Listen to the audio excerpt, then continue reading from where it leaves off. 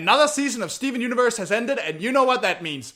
It means it's time for me to ramble about how much I love this show and to share all my favorite moments of the season with you. Are you excited? I'm excited. Come be excited with me. Now, I'm gonna be honest, I feel like this wasn't exactly the strongest season. Not bad by any means whatsoever, it's still pretty freaking good, but it's hard to top all the turmoil, revelations, and excellent action that Season 3 had to offer. Especially when the season is full of, well, fine if not slightly forgettable filler. But this is Steven Universe we're talking about, so there are still plenty of moments to pick from. Now, do remember that these are just my personal favorite moments that I pick because of my preferences, my opinions, and my interpretations. So, try not to pull your hair out and strangle me with it if we disagree on something, alright? Can we all be adults about this? Oh, and, spoiler alert. I mean, I really shouldn't have to say that, but I'd rather cover my ass than put it in prime kicking position, you know? But, never mind all that. Top 10 Steven Universe moments, Season 4. Let's go!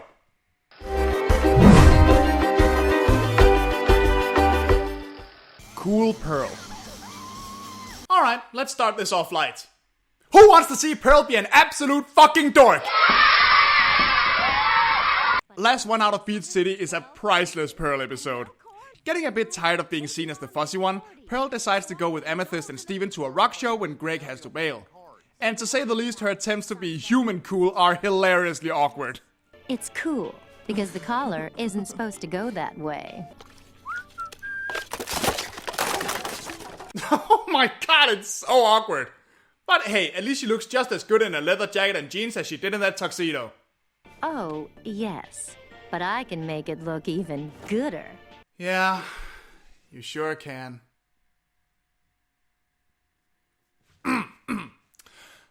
Anyway, the real hilarity comes when Pearl then encounters a girl that bears more than a bit of a resemblance to Rose. And naturally, Pearl gets suitably flustered in her desire to talk to her. Yeah, do something! Like what? Flash my lights? Honk at her? Well, maybe she'd notice you if you started wearing, I don't know, perhaps a tiny see-through mini- Whoa! Truce! Yeah, I have no bigger reason for loving this one as much as I do. It's just really funny and adorable to see Pearl dork out. And very heartwarming to see her start to work towards moving on from her dependency issues and her loss. I mean, hey, this is Steven Universe. We gotta address at least one emotional issue with every chuckle. It's in the show Bible. Look it up! What if I told you that the world was gonna... Thanksgiving dinner. Okay, I know it's not actually Thanksgiving because this is some alternate Earth with other holidays. But come on, can I just call something what it's obviously supposed to look like for once without getting some spiel about setting lore? Please? It'll save everyone so much time. Let's leave confusing holidays to the gems, shall we? We're very sorry for your marriage. Anyway, I know a lot of people thought Gem Harvest was a letdown considering how crazy the Bismuth two-parter was. I mean, I personally like Andy's story and the points it makes about family and the effort it takes for any group of people to stay connected, but it just doesn't really compare to the frankly terrifying story of personal betrayal, conflicting ideals, and moral ambiguity in war times. And yes, Andy does start out as a bit of an ass, so I can see why people aren't too keen on the guy. And let's leave the discussion of his character and the episode release date at that. I am not in the fucking mood, and I never will be. Still, watching the Gems basically invent Thanksgiving almost just because they feel like it is really nice.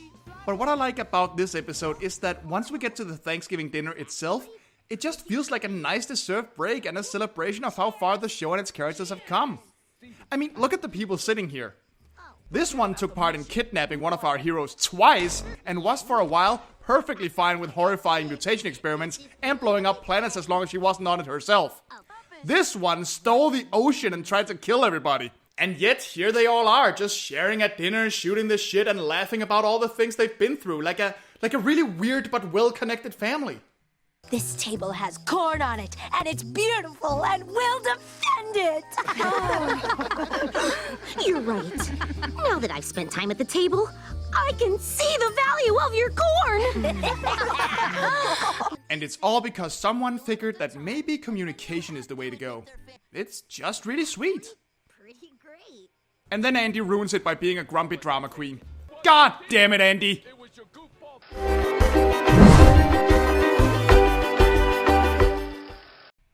Nora. Oh, Lion. Whenever your name pops up in episode titles, people completely lose their shit. Not that I can blame them. The last 2 times you had an episode title, you gave us Rose's sword and her tape. People start expecting shit from you when you keep dropping plot bombs, you know? Oh yeah, I definitely get why some people might consider this episode an anticlimax, but then I'd say that's the whole point. Basically, when Lion coughs up a new mystical item, a key in this case, Steven makes it his mission to find out where it fits, convinced that it's part of some greater plan that Rose had for him. Only to find it fits a crumpled building that seems to basically be Rose's trash heap. At least until he finds another tape dedicated to a Nora. The lives they live are so complicated and so simple. This is just like the video Mom made me. Nora, we can't both exist. But I won't be gone. I'm going to become half of you. Understandably, Steven is confused by this. And like any viewer, he springs straight to a string of conspiracy theories. Until Greg reveals a very simple truth. We just had it down to 2 names. Steven if you were a boy, and Nora if you were a girl. Sure, I can understand why this would be disappointing for those hoping for a secret gem sister or something. And quite frankly, I'm constantly looking over my shoulder in fear of the oncoming fan art avalanche. And it would have been a hell of a plot twist. But this reveal is so adorable, and it's one of the most human moments from Rose. There's no plan, no great intended destiny. Rose made tough choices and many mistakes, and yes, her child has inherited those problems as a result. But she and Greg never had an ambition beyond life is beautiful, and we want to have a child because of that. The build-up itself serves as a really funny send-off to conspiracy theories within the fandom, and so does the reveal, but there's a beautiful simplicity to this that I've come to adore the show for. Not everything is a big, deep plot twist. Not everything fits into some grand design. Sometimes, life is just life. And it seems like Steven is finally, at least in part, beginning to understand that. So that's it. I'm just supposed to be your kid. Well, yeah. Is that okay? Yeah. I think I can handle that.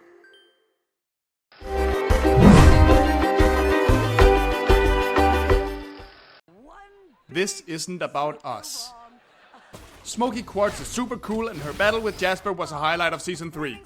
There, I mentioned it. Are you happy? I mentioned it in the last list. I said how fantastic it was, but no! Because I didn't give it its own spot, that means I completely ignored it, and then you're gonna hound me in the comments. What did I ever do to you? This is the body all over again. I can't take this! As always, when a new fusion is introduced, especially one that includes Steven, everyone gets super excited. So naturally, when Pearl and Garnet combine into the show's most excitable fusion, Sardonyx, she wants to know all there is to know about Smoky Quartz, who she is and what she can do. In her own cartoonish way, of course, setting up a whole fake talk show in her temple room. A pretty shitty talk show if her jokes are anything to go by. Oh, that Jasper. Always running around kindergartens and causing trouble. Boy, that didn't quite work out for her. Guess she should go back to preschool. Am I right, folks? Yeesh. Where's Statler and Waldorf when you need them? Anyway, in her excitement, Sardonyx keeps comparing Smoky to the other fusions and their abilities with less than stellar results. At first, Smoky takes it in stride. But as her perceived failures pile up, her jabs at her own expense quickly turn into truly awful self-deprecation. They say 2 wrongs don't make a right. I guess I'm living proof that that's true. Let's not forget who this is a fusion of. They might be working through their self-esteem issues bit by bit, but Steven and Amethyst literally had a fight about who was the most worthless last season. And now all that insecurity is crammed into one person who's seemingly constantly being put down just for shits and giggles by the people they admire most. That's gonna blow up eventually. And it does. When Smoky really starts tearing into herself, Sardonyx realizes what she's doing, and Pearl and Garnet are more than a bit ashamed of their own behavior. They want to impress us. They were planning this all morning. We hijacked their show. I was excited. It's not about us! It's a little hard for me to figure out exactly why I like this moment so much. Maybe it's because it's one of the few moments where a fusion gets a bit more character than in their first appearance. Or maybe it's because it acknowledges that jokes at your own expense can be harmful, and that encouraging people is about letting them show you what they can do, not making them. I don't know for sure. What I do know is that this struck me as one of the more interesting moments in the season. And that watching Steven and Amethyst act like kids showing off a new act to their parents is adorable. And, you know, maybe that's enough. I'm Smoky Quartz. Nice to meet you.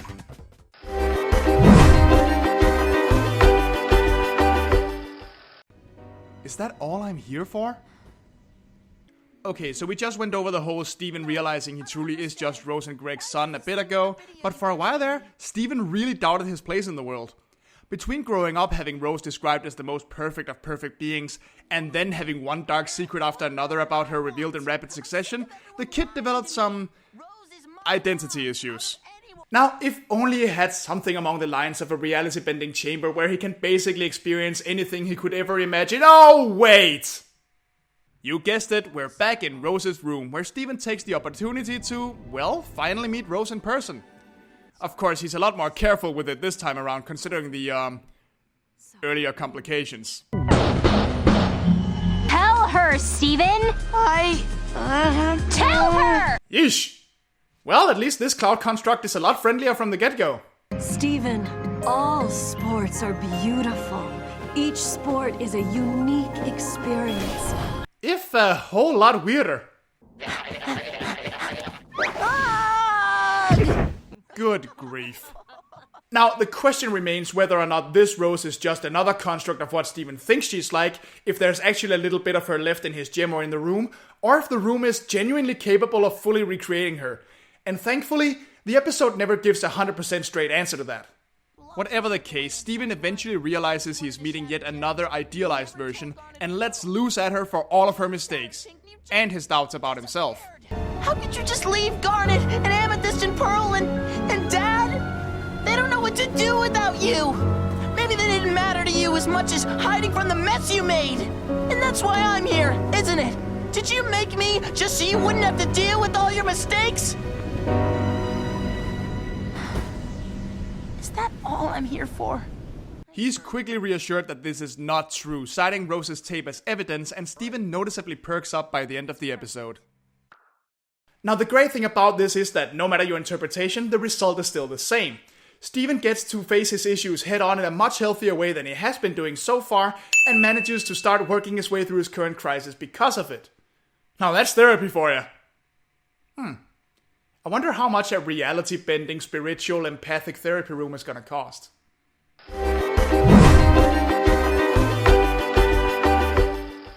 I don't understand.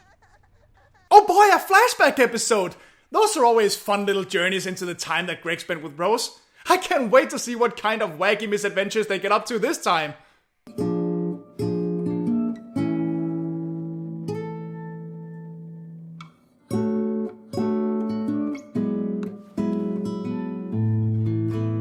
Oh.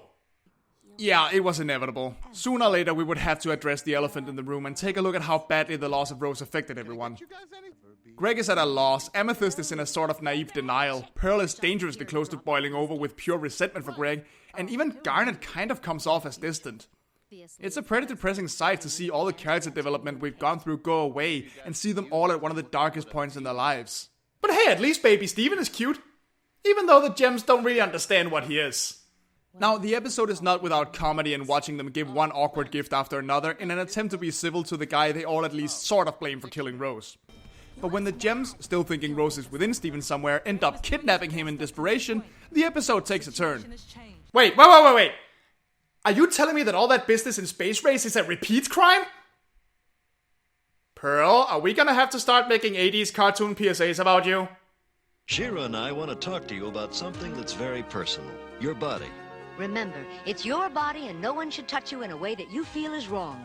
I mean, if you really want to abduct someone that badly, I'm sure we can figure something, or we can focus on this important character moment. Sure, I'll be good. The part that stings the most might be when Garnet, who has shown herself as the most understanding, is utterly heartbroken when baby Steven can't recognize or even comprehend her fusion. It really hammers in that the woman who taught her that being what she is okay truly is not there anymore. I'm here. You know me. You know them too. I don't understand. Not that it's any easier for Pearl. Everything should grow and everything should change, and isn't it so great how it comes so naturally to humans? Well, it's not natural for us. It's not natural for me. It all ends well, of course, and we know they eventually grow out of this. But this was a heartbreaking look at the gems at their lowest point, and one we were about due to see.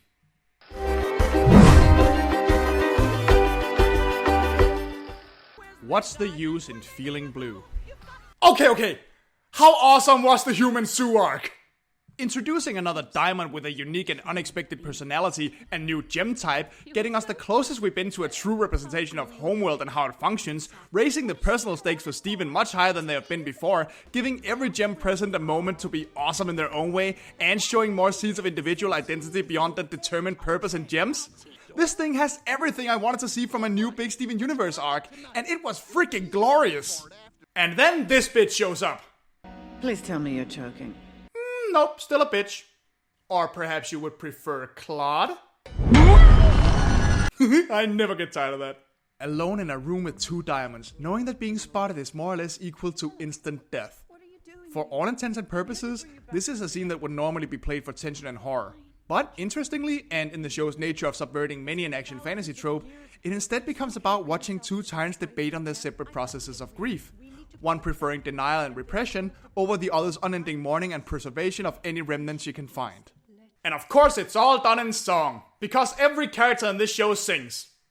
Wonderfully, I might add. Wouldn't you rather forget her? Oh, won't it be grand to get rid of it all? Let's make a plan of attack. Start looking forward and stop looking back. By the way, am I the only one who finds it kind of hilarious that pearls, no matter what their diamond, are apparently trained to sing in harmony with any diamond whenever they suddenly feel like breaking into a random musical number? I mean, do they just have like a rhyming dictionary and a rhythm library installed in their heads when they're created so they can follow along and come up with lyrics on the fly? Are all pearls secretly rappers? Round and round, let the city turn. Party in the hills, we can party in the burbs. Like many others have pointed out before me, this chorus is ingenious in how it can both be read as what's the use in feeling blue, as in referring directly to sadness specifically, and what's the use of feeling blue, as if yellow is asking blue directly what feelings are actually good for if they have the ability to hurt you. It's a beautiful song that both clearly cements their status as dangerous villains, or at the very least very powerful antagonists, while putting their motivations into perspective beyond mere tyranny for tyranny's sake. Don't you know I miss her too? But tell me, what's the use of feeling? What's the use of feeling? What's the use of feeling? Oh dear God, no! They're humanizing a monstrous character again! What are you trying to do here, Steven Universe crew? Promote compassion or something? Crazy talk.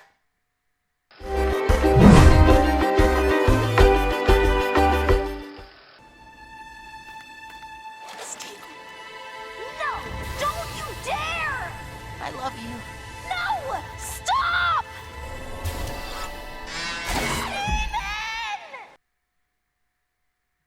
Okay!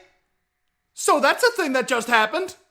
I mentioned before how this is not exactly the strongest season so far, outside of the fantastic Human Zoo arc and a select few episodes. But god damn did it pick up in the last 2 episodes with the introduction of Aquamarine and Topaz. I mean, it's incredibly easy to guess that Aquamarine is not as innocent as she looks. But once the pretense drops and she and Topaz completely curb stomp every character, things get very dark very fast. I mean, the show has obviously gotten heavy before, but all the seasons ended on a positive note, or at least with the next thread still a ways away. But season 4 is like, no, fuck that. Hope you like dangling off a cliff, asshole. But seriously, kudos for letting such an innocent moment several seasons ago pack such a punch seemingly out of nowhere later. All Steven does is try to be friendly and reason with Peridot, and now 2 huge terrifying gems are trapping all of his loved ones in a body horror nightmare, led by a Navi that got tired of asking for people to listen and is now demanding it. And can we talk about the balls on Steven for doing this? I'm someone the Diamonds will want more than any of these humans. The leader of the Crystal Gem Rebellion. The gem that shattered Pink Diamond. I'm not my dad. I'm my mom. I'm Rose Quartz. Holy shit! Look how much trouble Jasper gave the whole gang when she thought Steven was Rose. And she was just one soldier. This time, Steven is going straight to the Diamonds themselves, loudly proclaiming to be the one that shattered one of them, facing 3 extremely powerful beings, 2 of which are respectively constantly mourning and absolutely fucking furious at him. And as far as we know, his friends and family have no way of reaching him. This is without a doubt Steven's darkest hour, and I can't wait to see how it plays out. There is another thing that's gotten me excited though, and that's this guy. Now, I know a lot of people strongly dislike Lars, and I'm not defending any of his jackassery, nor am I a fan of how slow his development has been. But he's finally starting to grow just a bit, and this is bound to be a turning point for him. It's about time he was explored further. After all, if there's one thing we've learned from this show, it's that nobody is such an ass without some sort of reason. Not an excuse, but a reason. Except Marty. Marty can go fuck a duck. Oh, I'm sorry, that's a mean thing to say. I don't want to insult the duck. Marty can go get fucked by a duck. And that ain't gonna be pleasant, I can tell you that much, because they have corkscrew-shaped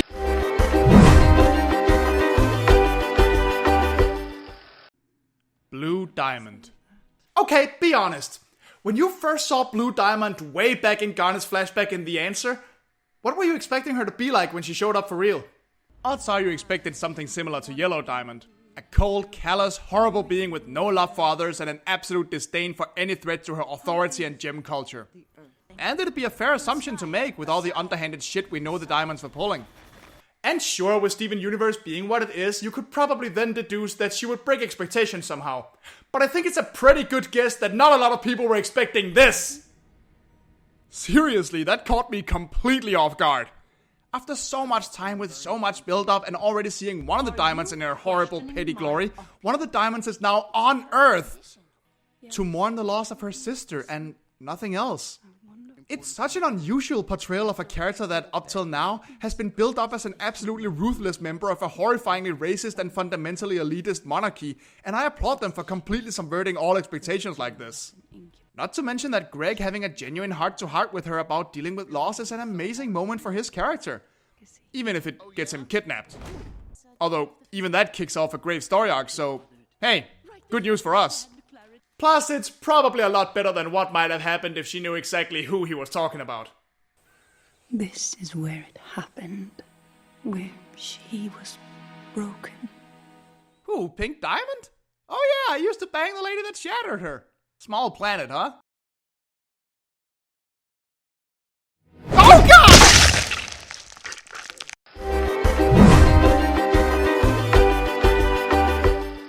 Now, here's a bit of homework.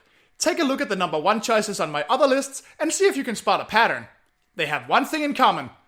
Well, except season 2, but then someone always has to be a contrarian.